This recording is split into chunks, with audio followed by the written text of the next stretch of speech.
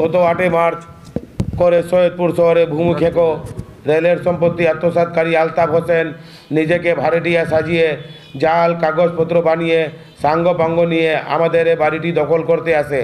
এই ঈদে জামা জুতো অ্যাকসেসরিজের ডিসকাউন্ট এবং কিছু বুঝার উঠার আগেই দেশীয় অস্ত্র সহ প্রায় 100 থেকে 150 গুন্ডা বাহিনী নিয়ে এলোপাথারি আক্রমণ শুরু করে। আপনারা জানেন কম বেশি প্রত্যেকটা পরিবারে সম্পত্তি নিয়ে দ্বন্দ্ব থাকে, আমার পরিবারও বাইরে নয়।